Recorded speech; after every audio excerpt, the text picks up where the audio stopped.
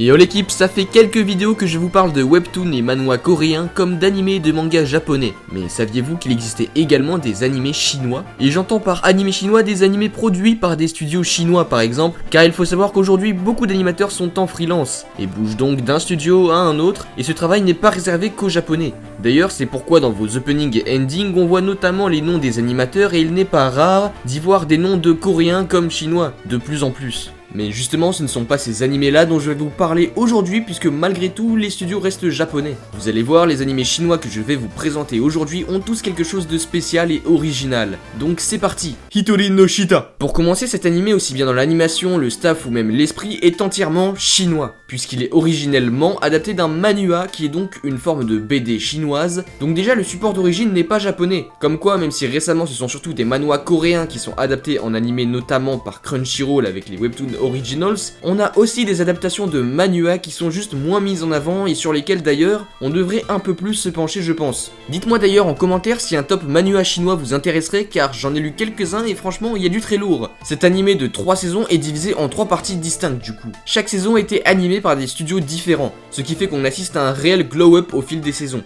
La première saison est animée par un studio japonais et un autre coréen, la deuxième par un studio chinois plus un japonais, et comme si ça ne suffisait pas, on arrive à un 100% chinois encore plus magnifique pour la 3ème saison avec le studio Big Firebird qui est un studio chinois et le truc est dingue. Vous avez une version chinoise, japonaise et anglaise en doublage de l'animé, mais j'ai encore un peu de mal avec le chinois donc je vous conseille de le visionner en japonais sous-titré. Pour ce qui est du synopsis, tout commence un jour alors qu'il se rendait sur la tombe de son grand-père, Zhang Chulan, oui parce que du coup les noms sont un peu bizarres, c'est du chinois, est attaqué par des zombies dans un cimetière. Comme quoi même en Chine ils ont des références plutôt américaines les zombies, et donc au milieu de cette situation il est sauvé par une mystérieuse fille qui se sert de couteau de cuisine pour tuer les ennemis. Peu après cette même fille se retrouvera dans la même université que Zhang Chulan, et donc cette go qui était déjà impliquée dans des bails assez bressons parce que ce fight avec des zombies dans un cimetière c'est pas super courant, et bah elle va embarquer notre héros là-dedans. Chaque épisode mettra en lumière un nouveau mystère. Franchement je kiffe de ouf le personnage principal qui carry de baiser l'animé et qui va vraiment évoluer au fil de cet animé, qui va devenir de plus en plus à l'aise avec son pouvoir et on découvrira alors son potentiel, le tout avec une putain d'animation qui subjuguera la chorégraphie des combats parce que le héros est un pro en arts martiaux et on sait très bien que les arts martiaux dans les animés, on a notamment l'exemple de God of High School récemment qui d'ailleurs est adapté lui d'un manhwa coréen, comme quoi manhwa comme manhwa finalement c'est un peu la même sauce, arts martiaux c'est la base. Je préfère vous le dire direct par contre, la saison 1 c'est la moins bien, même si elle est quand même énorme, si jamais, même si je pense pas, continuez parce que ça va crescendo en fait. Plus vous avancerez, plus c'est une dinguerie.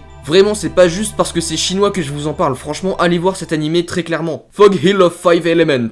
Alors vraiment je pense que cet animé va vous choquer, car il met au tapis toutes vos scènes de combat dans les animés, tous vos Sakuga là il les met tout nus, vos combats Boruto Momoshiki, Demon Slayer épisode 19, tout. L'animation de cet animé montre bien la suprématie chinoise qui là me donne envie d'en voir plus. Faites plus d'animés chinois bordel. Et là je suis en train de vous montrer à quel point c'est ouf, même si c'est un style d'animation assez spécial et qu'il faut accrocher, il faut avouer que c'est super dynamique, et même dans les chorégraphies tout est insane. Là aussi en termes d'animation ça se rapproche d'un God of High School je trouve, on est vraiment en dehors du Japon dans cette patte graphique, un peu grasse avec des gros traits ultra dynamiques et ça change. Moi perso je suis fan. Bon voilà je parle beaucoup de l'animation après car c'est essentiellement pour ça que vous regarderez cet animé. Cet anime c'est plus poser votre cerveau et apprécier le fight puisqu'il n'y a que 3 épisodes. Et oui donc vous vous en doutez bien qu'en 3 épisodes il est impossible de bien développer des personnages, développer un scénario tout en faisant apparaître direct des scènes de combat comme ça.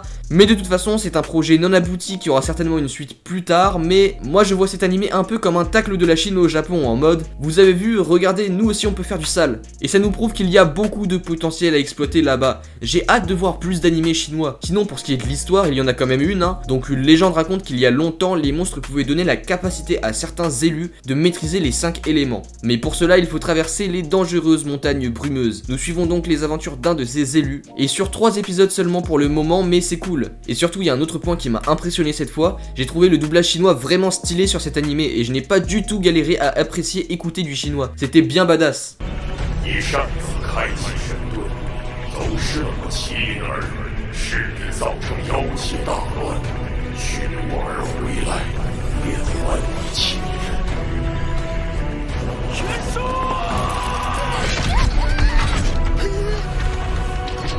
Kuiyu Shuyuan. Bon, excusez-moi de l'accent, hein, on se refait pas. Alors cet animé, c'est sûrement l'animé chinois le plus connu, mais à la fois le moins connu. Je vous explique. Vous vous êtes sûrement posé cette question après avoir vu la bande-annonce, peut-être, si vous êtes tombé dessus, désormais légendaire ou un AMV sur YouTube. Cet animé appelé Kuiyu Shuyuan Demon Kursu Sui... Bon, vas-y, Google Trad. Est devenu pratiquement un mythe urbain ou une légende sur internet car on n'en sait pratiquement rien. Tout d'abord, après avoir visionné une vidéo YouTube à propos de cet animé chinois, la première chose que dit la description est qu'il s'agit d'un animé chinois et plus précisément d'un film. Mais j'ai cru comprendre que le groupe chinois qui avait lancé cette animation avait été dissous. Certains ont dit que l'auteur était mort ou avait perdu ses droits d'auteur pour cette animation. Au final, on ne sait pas grand chose sur cet animé si ce n'est qu'il a l'air incroyable. Regardez-moi cette animation, bordel! Ça me fait bander. Donc je suis désolé, ce n'est pas vraiment un animé que vous pourrez aller regarder après cette vidéo, mais je voulais vraiment vous le placer là, déjà parce qu'il est vraiment méga connu en tant qu'animé chinois, mais aussi pour montrer le potentiel qui est en train de se développer dans l'animation chinoise, ou même plus largement l'Asie en dehors du Japon, qui bien sûr resteront leaders, mais moi j'aimerais bien laisser leur chance aux autres pays d'Asie, parce que je crois qu'on aurait tort de ne pas s'y intéresser, et qu'à l'avenir ils vont nous faire du sale. Bref l'équipe, c'est la fin de cette vidéo, j'espère qu'elle vous aura plu. Si c'est le cas, n'hésitez pas à la liker, la partager pour montrer au monde la puissance des animés chinois, et enfin vous abonner. Bref, à la prochaine.